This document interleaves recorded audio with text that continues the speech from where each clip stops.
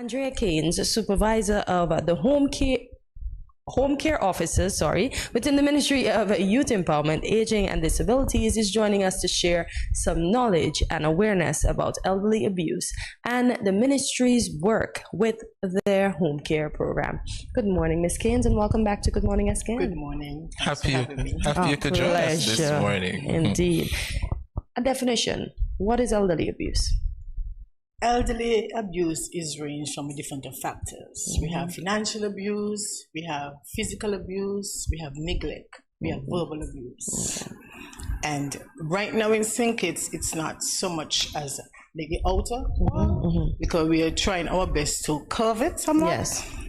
For instance, 2019, 2011 would have been the last thing we would have had a complaint to the police officer where it was really dealt with immediately. Okay. Thank God for good neighbors. Oh, okay. Yes, but persons tend to look at elderly abuse as nothing. Yes. Because let's say, for instance, an elderly person spill water. Yeah. You shout at them, that is abuse. Yeah. It's verbal abuse. They within themselves is trying to cope with life and their changes mentally. Yes. Yeah, so that in the whole is verbal abuse. Wow. The financial side of it is where they put in a home and then the children or the caregiver is fully in control of your finances. That alone, because if it's not given the rights to, they don't know exactly what's going on, they're concerned, they want to see paperwork, they're not getting access to that. That is financial abuse. And you have the neglect, where they're left alone. Some are dependent on the home care officers to come in to assist them daily. And if we, the home care officers, not aware of these elderly persons left alone, that is neglect. Wow. Or some of them, they build these nice homes and then you find they're put away in a room in the back and nobody assisting them. Wow. So when we hear of an elderly person is left alone by themselves, we now go in, try to get in touch with the family, of course, get permission to go into the homes and see where we can assist them. So how do you find out about these persons that are left alone in the Thank God again for good neighbors. Okay, good neighbors. Yes. Okay. And church groups. Okay. You find this person might not attending church regularly who used to come. Okay. So the church groups would reach out to our ministry and say, I'm going to check on Mr. Peter. Okay. But we haven't seen him for a while, and then we go. Okay. Sometimes it's successful, sometimes it is not. Okay. Because some families don't want us to go into their homes when they're not there. Okay. So we, the home care officers, still have challenges along the line. Wow. Yes. Wow. Okay. And Ms. Caines, can you share some insight, the importance of this day, June 15, how important it is to recognize? It is to let the world know that it is wrong to abuse senior citizens, the elderly as we would call it, and to neighbors. If you are aware of this is happening, please say something before it's too late. I agree. That is my key point here this morning. Say something before it's too late. I agree. What are some of the signs? You mentioned the types of abuse that the elderly endure. Okay, from my experience when I was a home care officer, I'm still a home care officer supervisor. I remembered a few years back, I was visiting this lady, and when her husband was around, she was very afraid to speak.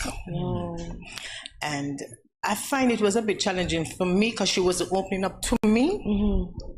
So what I did, I found out exactly the days when he would go to the supermarket. And I will go during that hour, 2 hours he's in, and I will sit down and I will talk with her. And the things that that lady did back then, because both of them has passed off now, open and told me as the home care officer, the bruises that was on her skin. That's what's from her husband? Yes. Okay. She became impotent, that she couldn't hold the urine, so she started using Pampers. And for him, he thought it was willfully done. Wow. So you find it in 4 in the morning, 4 o'clock, 5 o'clock, you get up and check on her, and she wet, might have on pieces. He'll drag her in the hall to the bathroom. So you find the hip, the knee, and the ankle, and the shoulder had on bruise. Yes, I did report it to my supervisor who was there, and we did something about it. Okay. So what I started doing is visiting her in the evenings, make sure she was bathed. Okay. I also reached out to the children who was overseas. I reached out to them and I told them, look, I'm going to do extra visits. On the weekends. I will go and check on her, make sure everything was okay. and the abuse cut back a whole lot.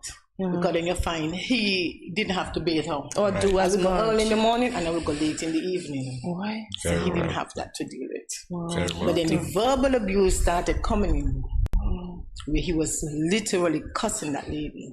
And that's your wife. Not only the wife, but his wife and only wife for years. Wow. It's sad. His children, her father's children, and you know, both of them has gone on to the other side, thank God. So, you know, the mental and the physical breakdown side of it, it's Still. over. But there's still other abuse in the community where you find persons go to work and they leave their seniors up to the home care officers to come in, bathe them, make breakfast, tidy up their surroundings. And for instance, if you come at a point in time where you're unavailable to go, we're having an activity, and of course the officer is going to want to go to the activity. Right. We let them know ahead. Yes. Tomorrow, Friday, we're not coming because we have this activity. We're traveling over to Nevis, for example. So I appreciate if you would assist your mom in terms of bathing and making sure she's okay. We check back Saturday morning and the lady Nothing's done. Oh, wow. But do we realize, Ms. Caines, that we are going to get there one day and Some that what goes around comes around twofold? To be honest, as I sit here, some person don't look at life like that. Wow. Like for instance, there's this situation with this person. I have to be careful what I say here. Yes. There's two senior persons that this person is looking after. And one of the questions I tend to ask, as you were a child growing up, did you look into the future somewhat as they aged and they're going to get older and it's all going to be left on you because you're one person? Yeah. No. So you find there are times when things happen in the home and the individual gets so angry that the verbal abuse, it comes out. Yes. But do you think, if I may ask, do you think it's retaliation from when these children were young that they are now Some. dealing or Yes. dishing out what they were? Especially, Yeah. especially if it was a father who did not look after the children Right. and know that they're senior and down in bed and depending on what life throws at them, and these children has to come on board and assist them. It gets very frustrating because for my 22 years as a home care officer in society, I've seen a lot. Wow. And sometimes you find is more than 5, 6, 7 children and there's only one on board assisting that Yeah. senior. It's always So it that, gets yeah. very, very frustrating. And it can get overwhelming for that one Yes. person. Indeed. And then you find there's another set of children now who didn't expect their parents to reach into that kind of a down in bed, can't help themselves and dependent on them Okay. at a tender age, 60 plus, 70 plus. Yeah. You Okay. hear it every day. I didn't expect my mom and my dad to reach this condition. I didn't expect So it. they want them to go out whilst they can help themselves. Right, right. Wow. Ms. Caines, what are some of the questions I in particular could ask an elderly person if I suspect that they're being abused? Why? Why you think this is happening? Do you think you did something wrong? Those are the two main questions you can ask them. Wow. Or they themselves say, I wonder where did I go wrong in life to cause this person to be treating me this way? And Ms. Caines, what can I do to stop him or her from doing it? Wow. What did you put in place? Especially with the financial side of it. What did you put in place? Growing up, talk to me, Mr. Paul. Were you a good parent to this child? Were you a good husband or wife to this person?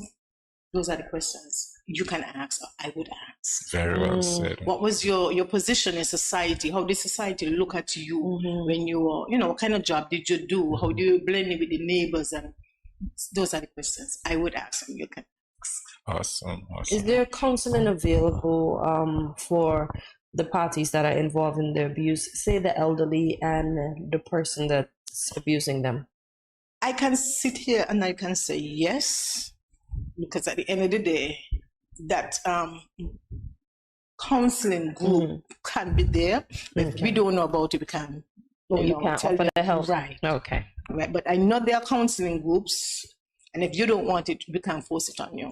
When it comes to the seniors, depending on the leverage of abuse that they're experiencing, they're not going to open up. Wow. I've seen it. Myself as a home care officer over the years, it took me a while to find the right questions, the right timing to go and visit these clients and have them open to me. And I can sit here and tell you, man, some of them gone to the grave, and some of the things they have told me, Father help me. Wow.